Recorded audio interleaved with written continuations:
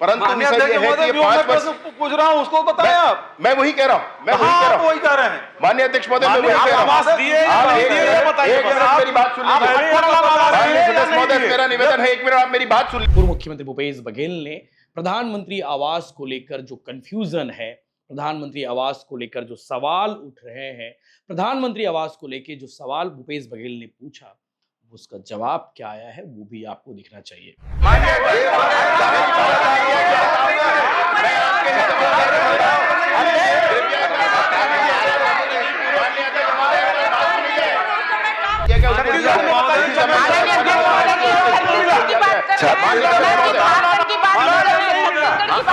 विधानसभा में जब पूर्व मुख्यमंत्री भूपेश बघेल बोलते हैं और उनके सामने होते हैं छत्तीसगढ़ के डिप्टी सीएम और गृह मंत्री विजय शर्मा, आप सोचिए सदन का माहौल क्या रहता है।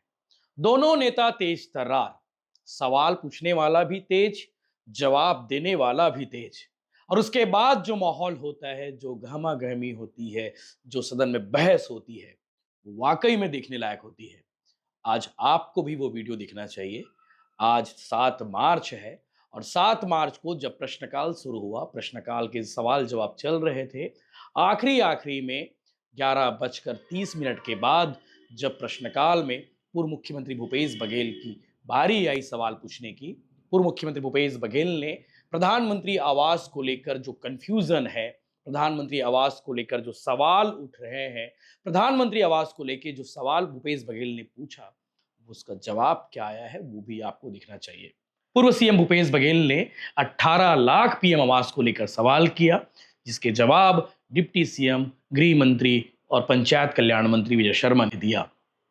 पूर्व मुख्यमंत्री भूपेश बघेल का आरोप था कि 18 लाख को लेकर जो कंफ्यूजन पैदा किया जा रहा है उसे सरकार स्पष्ट करे, जबकि डिप्टी सीएम विजय शर्मा का कहना था कि स्पष्ट है 18 लाख पीएम आवास की मंजूरी हमने दी है और आने वाले समय में लगातार आवास मिलेगा। उन्होंने ये भी कहा कि छत्तीसगढ़ के जितने लोगों का पीएम आवास नहीं मिल पाया है पिछली सरकार में, कांग्रेस की सरकार यानी कि भूपेश बघेल की सरकार में, उन्हें इस साय सरकार में सबको पक्का आवास मिलेगा। आप आगे सुनिए, जब ये जवाब आए उसके बाद फिर सवाल हुए और सवाल जवाब के बीच में बहस शुरू हो गई, जो दोनों नेताओं के बीच में इससे पहले भी सदन ने देखा है, इससे पहले भी छत्तीसगढ़ ने देखा है। तो आगे वीडियो देखिए। जब पूर्व मुख्यमंत्री भूपेश बघेल ने सवाल किया तो जवाब विजय शर्मा ने क्या दिया। दोनों तीखे तेवर वाले नेता है और जब सदन में बात होती है तो बहस कितनी होती है वो भी आप आगे वीडियो देखिए। क्रमांक 7 श्री भूपेश बघेल जी। माननीय अध्यक्ष महोदय, बहुत ही सामान्य सा प्रश्न है माननीय उप मुख्यमंत्री जी से कि 2016 से लेकर 2025 के बीच प्रधानमंत्री ग्रामीण आवास योजना अंतर्गत वर्षवार स्वीकृत आवासों की संख्या, स्वीकृत व्यय राशि तथा निर्मित आवासों की जानकारी जिलेवार देने की कष्ट करें।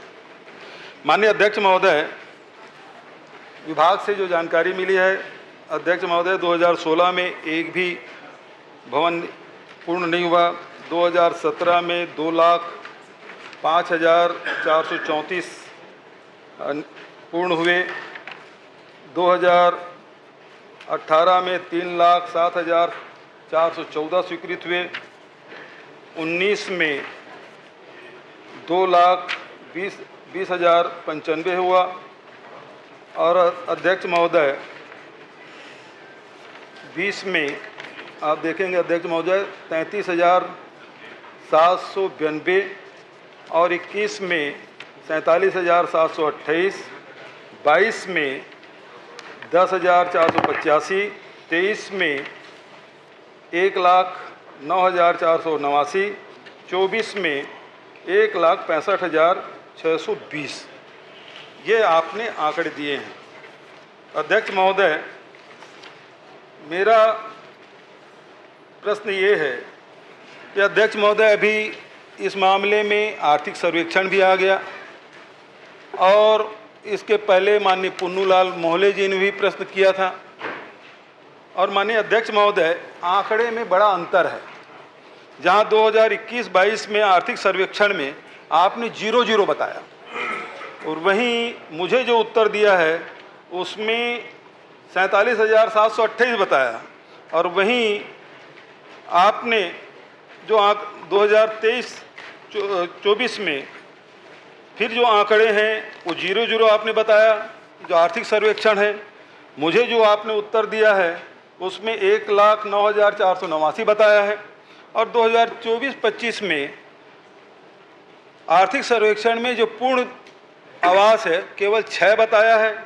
माननीय पुन्नूलाल मोहल्ले जी जो उत्तर आपने दिया है उसमें 13,000 है भैया, 28 तारीख को जो उत्तर आया 13,170 और मुझे जो उत्तर आपने दिया है 1,65,620। ये कौन सा आंकड़े सही है अध्यक्ष महोदय?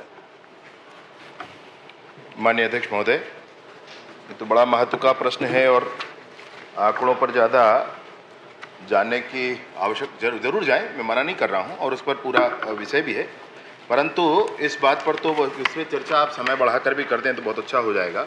माननीय सदस्य महोदय, पूर्व मुख्यमंत्री जी का जो कहना है, इन्होंने प्रश्न किया था कि वर्ष 2016 से वर्ष 2025 तो जनवरी से दिसंबर उसको कैलकुलेट किया गया फिर पूरा। माननीय अध्यक्ष महोदय, वो वित्तीय वर्ष के आधार पर वेबसाइट में उपलब्ध था, प्रोग्राम सारे थे, लेकिन उसको महीनों में बांटकर, जिलों में बांटकर उस वर्ष के आधार पर जैसा प्रश्न हुआ था उस प्रश्न के आधार पर इसको बनाया गया। माननीय अध्यक्ष महोदय, इसलिए उनको आंकड़ों में ये लग रहा होगा कि वहाँ आंकड़े कैसे हैं और यहाँ आंकड़े कैसे हैं। ये वर्ष के आधार पर है, वो वित्तीय वर्ष के आधार पर है और वर्ष के आधार पर जो आंकड़े हैं ये बिल्कुल स्थापित आंकड़े हैं और समझने के लायक है कि इसमें कथा भी बहुत बड़ी है। माननीय अध्यक्ष महोदय, वो कथा ऐसी है कि संपूर्ण छत्तीसगढ़ के गरीब जिनके आवास रुके हुए थे, वो प्रतीक्षा कर रहे थे, माननीय विष्णुदेव साय जी की सरकार बनने के बाद जो आवास बने हैं वो भी हम लोग ध्यान में है। मैं प्रतीक्षा करता हूँ। बहुत बढ़िया बात आपने कही माननीय अध्यक्ष महोदय। आपने कहा कि 18 लाख आवास बने नहीं, पिछली सरकार ने कोई निर्माण नहीं किया। मैं भी आंकड़े पढ़ा अध्यक्ष महोदय, 2017 में कितना हो, 16 में कितना हो, 18, 19, 20, 21, 22, 23 तक पढ़ा। ये सारे आंकड़े मैंने पढ़े, आपके उत्तर दिए हैं, आप ही को उत्तर है और सारे आंकड़े चीख के कह रहे हैं पिछले सरकार में भी काम हुआ जिसको आप नकार रहे हो। मेरा प्रश्न तो ये है कि आखिर टोटल में आप जो लक्ष्य आप कर रहे हैं, आपने जो लक्ष्य बताया है वो है अध्यक्ष महोदय, अभी लक्ष्य है आपका 23,26,000 और स्वीकृत आवास 18 लाख और निर्मित आवास है 11,58,919। ये मुझे उत्तर में आपने बताया। अब सवाल ये उठता है कि 11 लाख निर्मित हो गए, उसके अलावा आप 18 लाख और देंगे कि इसमें से 11 लाख हो गया, उसमें 7 लाख देंगे? ये कृपा करके बताएं। माननीय अध्यक्ष महोदय, ये एक आंकड़ा है जो ये बता रहा है कि अभी जब नरेंद्र मोदी जी की केंद्र में सरकार बनी और 32,50,000 प्रधानमंत्री आवास स्वीकृत किए गए 17 राज्यों को और उन 17 राज्यों में 2011 की जो PWL है, परमानेंट वेटिंग लिस्ट है, 16 राज्यों को नहीं देना पड़ा। मैं जो माननीय सदस्य कह रहे हैं मैं उसी विषय पर कह रहा हूं माननीय अध्यक्ष महोदय कि हमने काम किया, वो ये बता रहे हैं, तो इसमें स्पष्टता होनी चाहिए कि काम कितना किया और कितने की आवश्यकता थी। मैं ये आपसे कह रहा हूं कि 17 राज्यों को जो सूची दी गई उसमें से 16 राज्यों को 2011 की सर्वे सूची परमानेंट वेटिंग लिस्ट के आधार पर आवास आवंटन की आवश्यकता नहीं पड़ी माननीय अध्यक्ष महोदय, परंतु छत्तीसगढ़ को 6,99,331 आवास दिए गए। आज माननीय विष्णुदेव साय जी की सरकार में गरीबों को आवास मिला है, इस बात की बड़ी प्रसन्नता है माननीय अध्यक्ष महोदय। परंतु विषय यह है कि 5 वर्ष पूछ रहा हूं, उसको बताएं आप। मैं वही कह रहा हूं, वही कह रहे हैं माननीय अध्यक्ष महोदय, मैं वही कह रहा हूं। मेरी बात सुन लीजिए माननीय सदस्य महोदय, मेरा निवेदन है, 1 मिनट आप मेरी बात सुन लीजिए। मैं आपको वही कह रहा हूं, मेरी बात मैंने पूरी होने दी। दोनों प्रश्न का उत्तर नहीं आ रहे अध्यक्ष महोदय। पूरा जवाब पूरे प्रश्न का उत्तर है माननीय अध्यक्ष महोदय। मेरा पहला प्रश्न था उत्तर के हिसाब से होगा, आपके हिसाब से नहीं होगा। और जब विधानसभा में पूछा जाता है तो वित्तीय वर्ष से पूछा जाता है, वो आंकड़े आपने बताए नहीं। एक बार उत्तर आ जाए, उसके बाद जो आपको शंका पूछ सकते हैं। समय अध्यक्ष महोदय नहीं, मैं आप समय बढ़ा दीजिए माननीय अध्यक्ष महोदय, निवेदन है मेरा। समय बढ़ाने की मांग कर रहे हैं। दूसरा प्रश्न ले लें क्योंकि माननीय ट्रेजरी बेंच से ये मांग की जा रही है कि समय बढ़ाया जाए। अभी आप एक मिनट जवाब अभी समय है हमारे पास। एक मिनट जवाब करने दीजिए माननीय सदस्य पहले महोदय। सुन लीजिए। माननीय अध्यक्ष महोदय अभी जवाब समय है, करने आप दीजिए। बैठिए ना। हाँ, पहले जवाब दे मैं दीजिए। आपसे वही कह रहा हूं, कितने की आवश्यकता थी और कितना कहा किया गया है, यह इस बात का प्रमाण है। अभी केंद्र की सरकार ने 8,47,000 आवास दिए हैं माननीय अध्यक्ष महोदय, उसमें से 6,99,331 आवास 2011 की वेटिंग लिस्ट के हैं। उसमें से 17 राज्यों में से 16 राज्यों को नहीं देना पड़ा, सिर्फ छत्तीसगढ़ को देना पड़ा, क्योंकि ये काम बकाया रह गए थे। और ये काम सिर्फ छत्तीसगढ़ में बकाया रह गए थे, कोरोना का काल और ये वो, ऐसी कोई बात नहीं माननीय अध्यक्ष महोदय। उसी समय में झारखंड ने जितने लक्ष्य दिए गए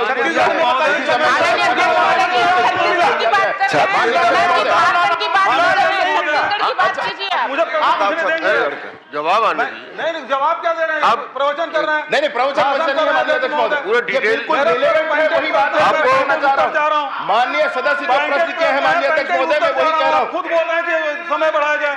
माननीय अध्यक्ष महोदय, सवाल ये उठता है, अब मैं इस बात को छोड़ता हूं। चलिए, तीसरा प्रश्न ये है, आखिरी प्रश्न कर लीजिए। तीसरा प्रश्न ये है कि आवास योजना में कितना है, आवास प्लस में कितना है, आवास प्लस प्लस में कितना है, ये बता दें 2011 के सर्वेक्षण में। पहले दो प्रश्न का उत्तर तो आपने दिया नहीं। नहीं, पहला प्रश्न का उत्तर बिल्कुल दिया हूं भाई, और अगर आपको कोई विषय हो तो मैं बता दूं आपको। इसके बाद प्रतीक्षा सूची जो 2011 की है 6,99,000 कुछ आवास, और आवास प्लस की सूची है 8,19,999 आवास, और जो किस्त जिन आवासों के बचे थे अभी 2,24,000 पूरे किए गए नई सरकार बनने के बाद वो आवास, और उसके बाद जो 47,090 आवास मुख्यमंत्री आवास के नाम से जो आपने एक सर्वे करा रखा था, और पूरे देश को मिलने वाले राशि को छोड़ करके राज्य की बजट से हम पूरे को राशि दे देंगे, ऐसा प्रस्ताव करके रखा था माननीय अध्यक्ष महोदय। इन सबको मिला करके, भाई मेरी बात माननीय अध्यक्ष महोदय एक बार बात सुनी जाए, इन सबको मिला करके वो 18 लाख का फिगर आ जाता है। 18 लाख अलग से ये 11 लाख से अलग है माननीय अध्यक्ष महोदय।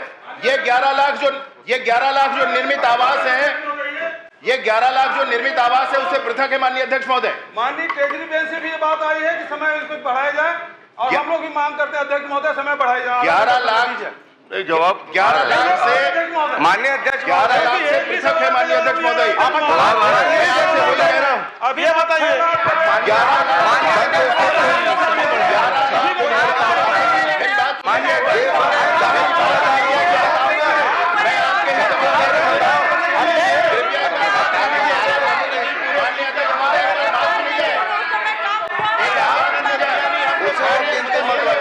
प्रश्नकाल समाप्त। माननीय अध्यक्ष महोदय।